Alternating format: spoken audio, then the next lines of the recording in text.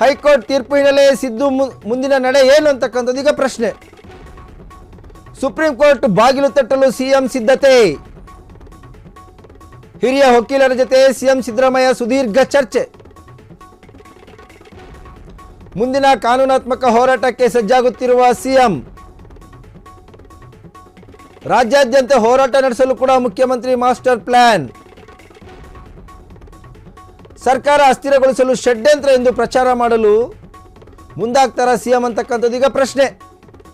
ಇನ್ನು BJP JDS ಷಡ್ಯಂತ್ರ ಎಂಬ ಸಂದೇಶ ರವಾನಿಸಲು ಕೈಟ್ ಪ್ಲಾನ್ ಕೂಡ ಆಗಿದೆ. ಕಾಂಗ್ರೆಸ್ ನಾಯಕರ ಪ್ಲಾನ್ ಅಲ್ಲದೆ ರಾಜ್ಯಪಾಲರ ವಿರುದ್ಧ ಕೂಡ ಹೋರಾಟ ರೂಪಿಸಲು ಚಿಂತನೆ ನಡೆಸುತ್ತಿದ್ದಾರೆ ಕಾಂಗ್ರೆಸ್ ನಾಯಕರು.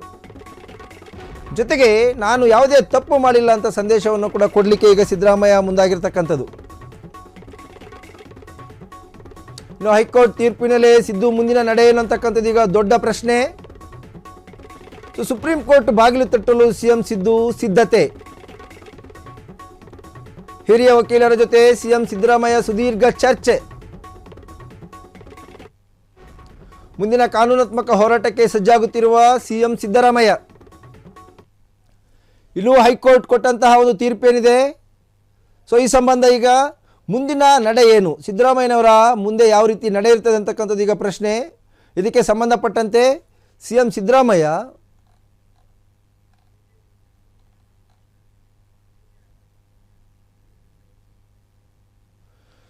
ಈಗ ಹೈಕೋರ್ಟ್ ಒಂದು ತೀರ್ಪನ್ನು ಕೊಟ್ಟಿದೆ. ಪ್ರಾಸಿಕ್ಯೂಷನ್ಗೆ ಅನುಮತಿ ಕೊಟ್ಟಂತಹ ರಾಜ್ಯಪಾಲರ ಒಂದು ಆದೇಶವನ್ನು ಎತ್ತಿ ಹಿಡಿದು ಈ ಬಗ್ಗೆ ಸಂಬಂಧಪಟ್ಟಂತೆ ಡಿಸಿಎಂ ಡಿ ಕೆ ಶಿವಕುಮಾರ್, ದೂರುದಾರರಾದಂಥ ಟಿ.ಜೆ. ಅಬ್ರಹಂ ಮತ್ತು ಸ್ನೇಹಮಯಿ ಕೃಷ್ಣ ಕೂಡ ಮಾತಾಡಿದ್ದಾರೆ. ಬನ್ನಿ ಏನು ಮಾತಾಡಿದ್ದಾರೆ ನೋಡ್ಕೊಂಬರೋಣ. ಒಂದು, ನಮ್ಮ ಮುಖ್ಯಮಂತ್ರಿಗಳ ಮೇಲೆ ದೊಡ್ಡ ಷಡ್ಯಂತ್ರ, ನನ್ನ ಮೇಲೆ ಹೆಂಗೆ ದೊಡ್ಡ ಷಡ್ಯಂತ್ರ ಮಾಡಿದ್ರು ಬಿಜೆಪಿಯವರು, ಮಾಡಿ ಕೇಸ್ ಹಾಕಿ ಜೈಲ್ ಕಳಿಸಿ, ಏನೋ ಭಗವಂತನ ಕೃಪೆಯಿಂದ ನಾನು ಹೊರಗಡೆ ಬಂದೆ. ಕೇಸು ಕೂಡ ಅದು ಜೈಲಿಗೆ ಹೋಗಿದ್ದ ಕೇಸು ಕೂಡ ವಜಾ ಆಯಿತು. ಹಂಗೆ ಇವತ್ತು ಕೂಡ ಮುಖ್ಯಮಂತ್ರಿಗಳ ಮೇಲೆ, ಅವ್ರ ಕುಟುಂಬದ ಮೇಲೆ ಒಂದು ದೊಡ್ಡ ಷಡ್ಯಂತ್ರ ಮಾಡಿದ್ದಾರೆ. ಅವರು ಕ್ಲೀನಾಗೆ ಬರ್ತಾರೆ. ಯಾವ ತನಿಖೆ ಆದೇಶ ಮಾಡಲಿ, ಏನೇ ಮಾಡಲಿ, ನನ್ನ ಪ್ರಕಾರ ಅವ್ರದ್ದು ಯಾವ ತಪ್ಪು ಇಲ್ಲ, ಅವರೇನು ತಪ್ಪು ಕೂಡ ಮಾಡಿಲ್ಲ. ಮುಖ್ಯಮಂತ್ರಿಗಳ ಏನು ಒಂದು ಬದ್ಧತೆ ಇದೆ, ಆ ಬದ್ಧತೆ ಬಗ್ಗೆ ನಾವು ಅವ್ರ ಜೊತೆ ಇದ್ದೇವೆ. ಅವರು ಮಾಡಿರೋಂಥ ಕಾರ್ಯಕ್ರಮ, ರಾಜ್ಯಕ್ಕೆ ಕೊಟ್ಟಂತ ಕೊಡುಗೆನ ಬಿಜೆಪಿಯವ್ರ ಕೈಲಿ ಸಹಿಸ್ಕೊಳಕ್ ಆಗ್ತಾ ಇಲ್ಲ. ಅದಕ್ಕೊಂದು ದೊಡ್ಡ ಷಡ್ಯಂತ್ರ ನಡೀತಾ ಇದೆ. ಇಷ್ಟು ಮಾತ್ರ ಹೇಳ್ತೀನಿ. ಮಿಕ್ಕಿದ ವಿಚಾರ ನೀವೆಲ್ಲ ನನಗಿರೋದು ಒಂದೇ ಕಿವಿ.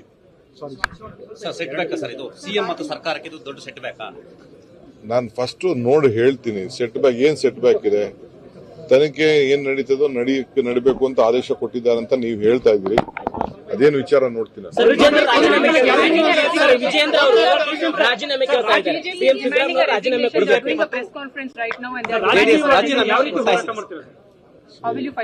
See, there is no question.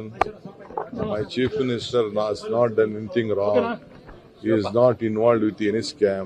It is a political conspiracy by the BJP to all of us, to all the opposition leaders in the country. This is what is going on. So there is no question of my chief minister has done anything wrong. They are creating problem. We stand by him. We support him. He is doing a good work for the country, for the party, and for the state. ರಾಜ್ಯ ಉಚ್ಚ ನ್ಯಾಯಾಲಯ ಹೇಳಿರ್ತಕ್ಕಂಥದ್ದು, ರಾಜ್ಯಪಾಲರು ಕೊಟ್ಟಿರ್ತಕ್ಕಂಥ prosecution ಸರಿಯಾಗಿದೆ ಅಂತೇಳಿ ಅದನ್ನ ಎತ್ತಿಡಿದಿರ್ತಕ್ಕಂಥದ್ದು.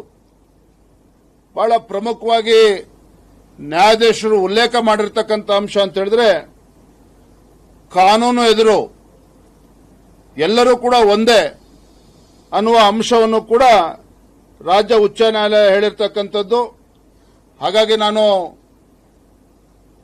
ಈ ಒಂದು ತೀರ್ಪು ಬಂದಿರತಕ್ಕಂಥ ಸಂದರ್ಭದಲ್ಲಿ ರಾಜ್ಯದ ಗೌರವಾನ್ವಿತ ಮುಖ್ಯಮಂತ್ರಿಗಳಾಗಿರ್ತಕ್ಕಂಥ ಸಿದ್ದರಾಮಯ್ಯನವರಲ್ಲಿ ನಾನು ಆಗ್ರಹವನ್ನು ಮಾಡ್ತೇನೆ. ರಾಜ್ಯಪಾಲರ ಮೇಲೆ ಆರೋಪ ಮಾಡತಕ್ಕಂಥದ್ದನ್ನ ಬದಿಗಿಟ್ಟು ರಾಜ್ಯ ಉಚ್ಚ ನ್ಯಾಯಾಲಯ ಏನು ತೀರ್ಪನ್ನು ಕೊಟ್ಟಿದೆ ಅದಕ್ಕೆ ಗೌರವಿಸಬೇಕು, ಉಚ್ಚ ನ್ಯಾಯಾಲಯದ ತೀರ್ಪನ್ನು ಗೌರವಿಸಬೇಕು. ಏನಿವತ್ತು ತಮ್ಮ ಸ್ವತಃ ಮುಖ್ಯಮಂತ್ರಿಗಳ ಮೇಲೆ ಆರೋಪ ಬಂದ ಸಂದರ್ಭದಲ್ಲಿ ಮುಖ್ಯಮಂತ್ರಿಗಳ ಕುಟುಂಬವೇ ಇವತ್ತು ಮೈಸೂರಿನ ಮೂಡ ಹಗರಣದಲ್ಲಿ ಭಾಗಿಯಾಗಿದ್ದಾರೆ ಅಂತ ನೇರವಾಗಿ ನಿಮ್ಮ ಮೇಲೆ ಆರೋಪ ಬಂದಿರತಕ್ಕಂಥ ಸಂದರ್ಭದಲ್ಲಿ ಗೌರವವಾಗಿ ತಮ್ಮ ಮುಖ್ಯಮಂತ್ರಿ ಸ್ಥಾನಕ್ಕೆ ರಾಜೀನಾಮೆ ನೀಡಬೇಕು ಅನ್ನುವ ಆಗ್ರಹವನ್ನ ನಾನಿವತ್ತು ಮಾಡ್ತಾ ಇದ್ದೇನೆ. ಡಿಯರ್ ಫ್ರೆಂಡ್ಸ್, ಎಲ್ಲಾ ದಾಖಲಾತಿಗಳು ಸಾಕ್ಷ್ಯಾಧಾರ ಇದೆ. ನಾವು ಯಾವುದೇ ಮೌಖಿಕ ಸಾಕ್ಷ್ಯಾಧಾರಗಳನ್ನ ಮಾನ್ಯ ನ್ಯಾಯಾಲಯಕ್ಕೆ ಕೊಟ್ಟಿಲ್ಲ. ಎಲ್ಲಾನು ಕೂಡ ದಾಖಲಾತಿಗಳ ಸಾಕ್ಷ್ಯ ಸರ್ಕಾರ ಮತ್ತೆ ಮೂಡ ಅದ ಸಂಬಂಧಪಟ್ಟ ಎಲ್ಲ ದಾಖಲಾತಿಗಳು ನಮ್ಮ ಹತ್ರ ಇರೋದ್ರಿಂದ ಅವರು ಎಲ್ಲಿಗೆ ಹೋದ್ರು ಕೂಡ ಯಾವುದೇ ನ್ಯಾಯಾಲಯಕ್ಕೆ ಹೋದ್ರು ಕೂಡ ನಮಗೆ ಜಯ ಸಿಕ್ಕೇ ಸಿಗುತ್ತೆ. ಅವ್ರ ಮೇಲೆ ಆರೋಪವನ್ನು ನಾವು ಸಾಬೀತುಪಡಿಸ್ತೀವಿ ಅನ್ನೋ ನಂಬಿಕೆ ನಮಗಿದೆ ಸರ್.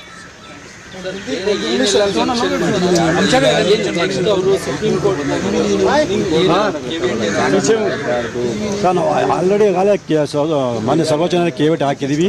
ಈಗಲೂ ಕೂಡ ಅದ್ರ ಬಗ್ಗೆ ಏನು ಮಾಡಬೇಕು ಅನ್ನೋ ಬಗ್ಗೆ ನಾವು ವಕೀಲರ ಜೊತೆ ಚರ್ಚೆ ಮಾಡಿ ಮುಂದಿನ ಕ್ರಮ ತಗೊಳ್ತೀವಿ. ಇಲ್ಲಿ ಸಿದ್ದರಾಮಯ್ಯ ಪರ ವಕೀಲರಾದಂಥ ಅಭಿಷೇಕ್ ಮನು ಸಿಂಗ್ ಏನಿದ್ರೆ ಅವರು 2 ವಾರಗಳ ತಡೆಯಾಜ್ಞೆನ ಕೇಳಿದ್ರು. ಸೊ ಮಾನ್ಯ ನ್ಯಾಯಾಲಯ ಅದನ್ನು ಕೂಡ ಪರಿಗಣಿಸಿಲ್ಲ. ಯಾಕಂದರೆ ನಾನೇ ಮಾಡೋ ಆದೇಶಕ್ಕೆ ನಾನೇ ತಡೆಯಾಜ್ಞೆ ನೀಡೋಕ್ಕೆ ಬರಲ್ಲ ಅಂತೇಳಿ ಮಾನ್ಯ ನ್ಯಾಯಮೂರ್ತಿಗಳ ಅಭಿಪ್ರಾಯ ಆಗಿದೆ. ಸರ್, ನಿಮ್ಮ ಪ್ರೇಯರ್ ಏನಿತ್ತು ಅಂದರೆ CBI ಕೊಡಬೇಕು ಅಂತ ಏನಕ್ಕೆ ಕೇಳಿದ್ರು ನಿಮ್ಮ ಅಪ್ಲಿಕೇಶನ್? ಸರ್, ನಾವು ಖಾಸಗಿ ದೂರು ಅರ್ಜಿಯಲ್ಲಿ CBIಗೆ ಕೊಡಬೇಕು ಅಂತ ನಾವು ಮನವಿ ಮಾಡ್ಕೊಂಡಿದ್ವಿ. ಆದರೆ ಜನಪ್ರತಿನಿಧಿಗಳು ನ್ಯಾಯಾಲಯಕ್ಕೆ CBI ಕೊಡೋಕ್ಕೆ ಅಧಿಕಾರ ಇಲ್ಲದ ಬಹುಶಃ ಅವರು ಲೋಕಾಯುಕ್ತಕ್ಕೆ ಆದೇಶ ಮಾಡಬಹುದು. ಅದು ಆದೇಶ ಆದ ನಂತರ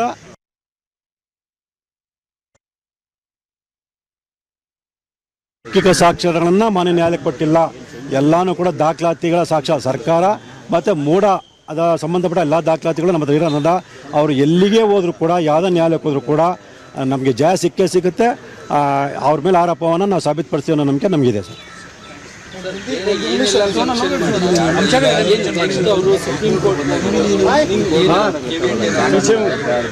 ಸರ್ ನಾವು ಆಲ್ರೆಡಿ ಮಾನ್ಯ ಸರ್ವೋಚ್ಚ ನ್ಯಾಯಾಲಯ ಕೇವಿಟ್ ಹಾಕಿದ್ದೀವಿ.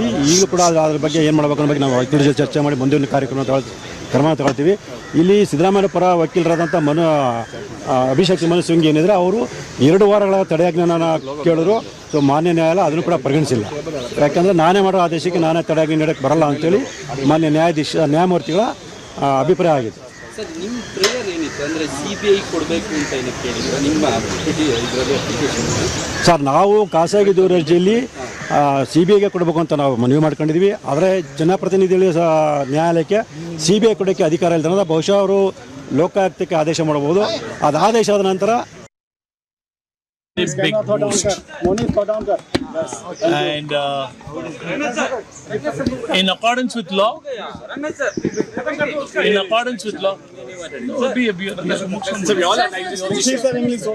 in accordance with law, whatever was required to be taken care of, I think the order in brief what is told to us is a simple summary.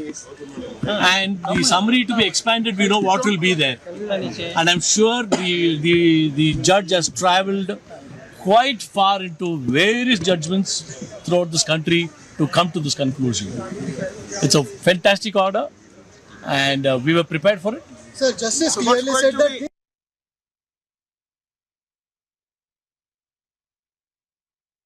Big boost. And in accordance with law,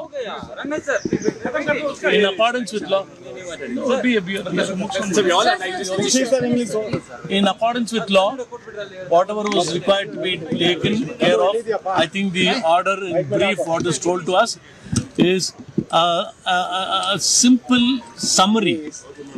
And the summary to be expanded, we know what will be there.